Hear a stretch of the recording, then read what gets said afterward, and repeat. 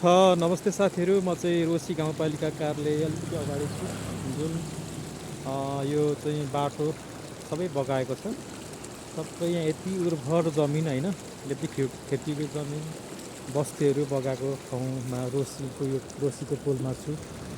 यस्तो कन्डिसन छ है, पुरा बगर बनाएको छ। एकदमै दुःख लाग्यो, धेरै समयपछि म आएको छु यहाँ पर हेर्नु चाहिँ घरसहित तपाईँको चाहिँ यसरी चाहिँ बगाएको भत्काएको छ।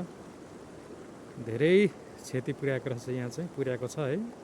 सबै खेतीयोगी ठाउँ हो, यो पारी देखेको पनि खेतीयोगी जमिन हो, गाउँ हो, बस्ती भएको ठाउँ हो।